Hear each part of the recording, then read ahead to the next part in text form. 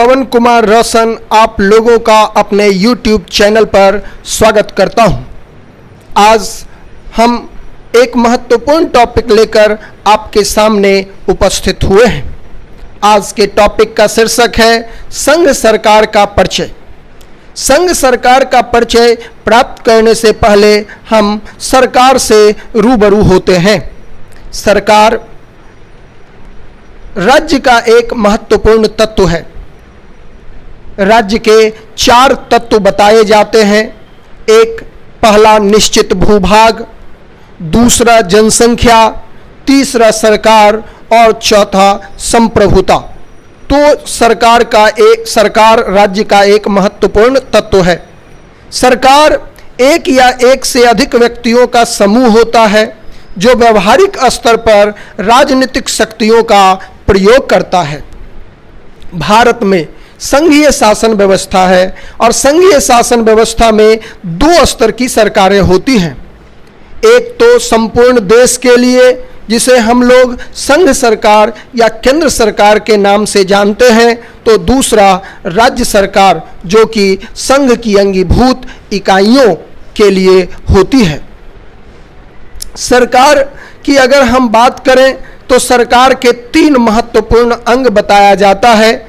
कार्यपालिका यानी एग्जीक्यूटिव, विधायिका यानी लेजिस्लेचर और न्यायपालिका यानी जुडिशरी।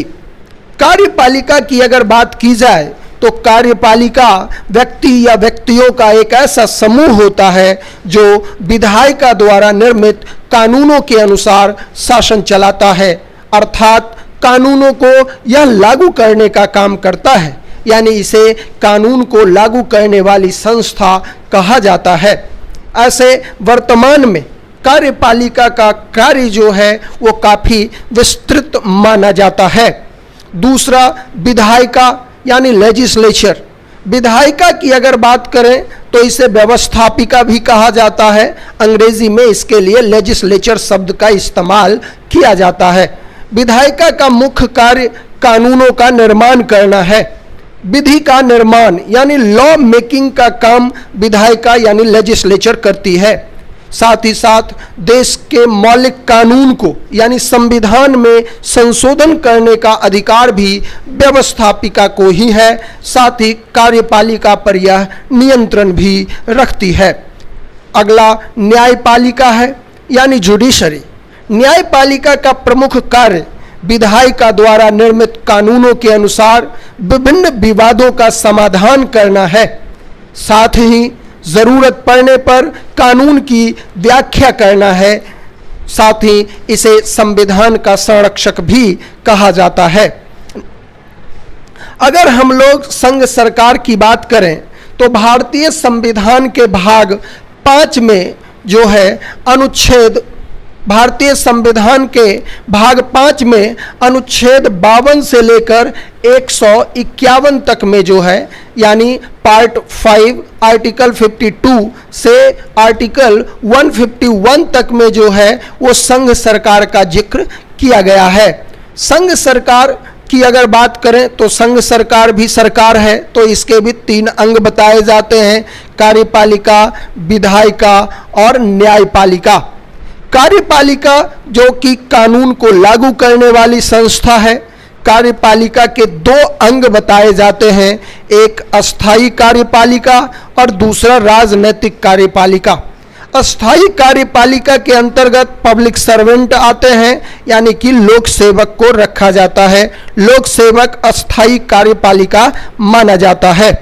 राजनैतिक कार्यपालिका की बात करें तो इसके अंतर्गत राष्ट्रपति, जिसका जिक्र अनुच्छेद 52 में यानी आर्टिकल 52 में किया गया है, उपराष्ट्रपति जिसका जिक्र आर्टिकल 63 में किया गया है, उसके बाद प्रधानमंत्री और उनका मंत्रिपरिषद आता है जिसका गठन आर्टिकल 74 के अंतर्गत होता है, और उसके बाद महान्यायवादी जिन्हें अटॉर्नी जनरल भी कहा जाता है, जिसका जिक्र भारतीय संविधान के आर्टिकल 76 में किया गया है। तो ये कार्यपालिका के अंतर्गत आता है। बाकी इसके बारे में सब विस्तृत जानकारी हम आगे के वीडियो में प्राप्त करेंगे। क्योंकि राष्ट्रपति का गठन कैसे होता है, राष्ट्रपति का निर्वाचन कैसे होता है, राष्ट्रपति के निर्वाचन के लिए उम्मीदवार कौन हो सकते हैं, उनका कार्यकाल क्या होता है, उनके कार्य एवं अधिकार क्या होते हैं, उन्हें कौन सी सुविधाएं दी जाती है। इसी तरह से मंत्री और उनका मंत्रिपरिषद और अटॉर्नी जनरल के संबंध में भी बताया जाएगा आगे की वीडियो में। उसके बाद विधायिका की बात करें यानी व्यवस्थापिका लेजिस्लेचर, तो संघीय सरकार के अंतर्गत व्यवस्थापिका में संसद को शामिल किया गया है, संसद को रखा जाता है। और संसद का जिक्र जो है वो भारतीय संविधान के अनुच्छेद 79 आर्टिकल 79 में किया गया है। संसद का गठन जो है वो आर्टिकल 79 के अंतर्गत किया जाता है। संसद के 3 अंग बताए जाते हैं, एक तो आपका राष्ट्रपति है, दूसरा राज्यसभा और तीसरा लोकसभा है जी, जिसे यहाँ पर सदन के अंतर्गत रखा गया है। राष्ट्रपति जो कि कार्यपालिका के भी एक महत्वपूर्ण अंग है और व्यवस्थापिका के भी जो है महत्वपूर्ण अंग है। और ऐसा इसलिए है कि भारत में जो है वो संसदीय शासन प्रणाली है, तो संसदीय शासन प्रणाली होने के कारण जो है वो ऐसा है। राज्यसभा की अगर हम लोग बात करें तो राज्यसभा का गठन जो है आर्टिकल 80 अनुच्छेद 80 के अंतर्गत होता है। राज्यसभा को उच्च सदन कहा जाता है, इसे अस्थाई सदन भी कहा जाता है, क्योंकि राज्यसभा का कभी विघटन नहीं होता है, इसे भंग नहीं किया जा सकता है। राज्यसभा में सदस्यों की अधिकतम संख्या जो है वो 250 हो सकती है, 250 हो सकती है, लेकिन वर्तमान में राज्यसभा में सदस्यों की संख्या जो है वो 245 है, जिसमें 233 जो है वो निर्वाचित है। इनका निर्वाचन अप्रत्यक्ष तरीके से होता है। राज्य विधानसभा के निर्वाचित सदस्य जो होते हैं उन्हीं के द्वारा इनका निर्वाचन होता है। साथ ही साथ 12 सदस्य जो है वो राष्ट्रपति द्वारा मनोनीत किए जाते हैं। कला, साहित्य, समाज सेवा, विज्ञान आदि के क्षेत्र में उल्लेखनीय भूमिका निभाने वाले लोगों में से इन सदस्यों का कार्यकाल जो है वो 6 वर्ष का होता है। एक बात ध्यान यहाँ रखना है कि सदस्यों का कार्यकाल जो है वो 6 वर्ष का होता है, न कि राज्यसभा का कोई कार्यकाल नहीं होता है। ये हमेशा याद रखना है, इस सवाल में बहुत सारे लोग कंफ्यूज हो जाते हैं। तो राज्यसभा का कोई कार्यकाल नहीं होता है, राज्यसभा एक अस्थाई सदन है। हाँ, राज्यसभा के सदस्यों का कार्यकाल जो है वो 6 वर्ष का होता है।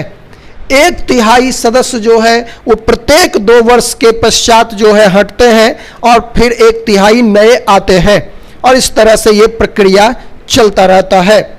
उसके बाद दूसरा सदन जो है वो लोकसभा है, जिसका गठन भारतीय संविधान के अनुच्छेद 81 के अंतर्गत किया जाता है या होता है। इसे निम्न सदन भी कहा जाता है, इसे लोकप्रिय सदन भी कहा जाता है। लोकसभा में अनुच्छेद 81 के अंतर्गत अगर हम बात करें तो इसमें अधिकतम सदस्यों की संख्या 550 हो सकती है। लेकिन इसी संविधान में, भारतीय संविधान में एक अनुच्छेद है, अनुच्छेद 331, जिसमें आंग्ल भारतीय समुदाय में से किसी 2 को जो है वो राष्ट्रपति उस परिस्थिति में मनोनीत कर सकते हैं जिस समय आंग्ल भारतीय का कोई प्रतिनिधि जो है वो संसद में नहीं है, लोकसभा में नहीं है, और राष्ट्रपति को ऐसा लगे, ऐसा महसूस हो कि भाई उनका प्रतिनिधित्व होना चाहिए, उन्हें प्रतिनिधित्व दिया जाना चाहिए, तब राष्ट्रपति 2 सदस्यों को मनोनीत कर सकते हैं, जिसका जिक्र भारतीय संविधान के अनुच्छेद 331 में है जी। तो अगर उसको भी जोड़ लिया जाए, अनुच्छेद 81 और अनुच्छेद 331 दोनों को मिला लिया जाए, तो लोकसभा में अधिकतम सदस्यों की संख्या जो है वो 552 हो सकता है, यानी 552।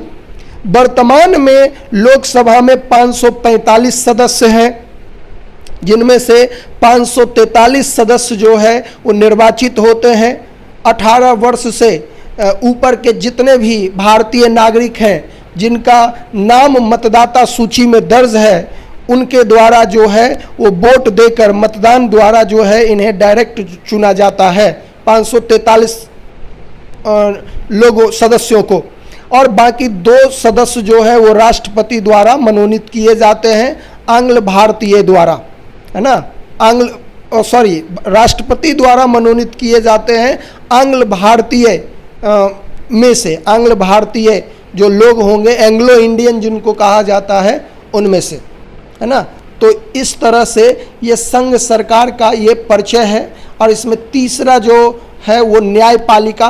भारत में न्यायपालिका का जो स्वरूप है वो एकहरी है, एकल न्याय जो है वो स्वरूप है, जिसके शिखर पर जो है सर्वोच्च न्यायालय है, सुप्रीम कोर्ट, जिसका गठन भारतीय संविधान के अनुच्छेद 124 के अंतर्गत किया जाता है। इसमें वर्तमान में एक मुख्य न्यायाधीश और जो है 33 अन्य न्यायाधीश की व्यवस्था रखी गई है। उसके बाद फिर उच्च न्यायालय भारतीय संविधान के अनुच्छेद 214 के अंतर्गत उच्च न्यायालय का गठन किया जाता है। और उच्च न्यायालय से नीचे अधीनस्थ न्यायालय यानी सब ऑर्डिनेट जो है वो कोर्ट होता है जी। तो इस तरह से ये संघ सरकार का स्वरूप है, यूनियन गवर्नमेंट का ये स्वरूप है, जिसे आप यहाँ पर अपने स्क्रीन पर देख रहे हैं। बाकी अलग अलग टॉपिकों में इन सारे जो है अधिकारी या जो राजनीतिक कार्यपालिका है, बाकी संसद है, न्यायपालिका है, तो इनके कार्य, अधिकार, गठन, है ना, बाकी निर्वाचन आदि की प्रक्रियाओं पर जो है विस्तार से हम लोग अगले वीडियो में बात करेंगे। Okay, thank you.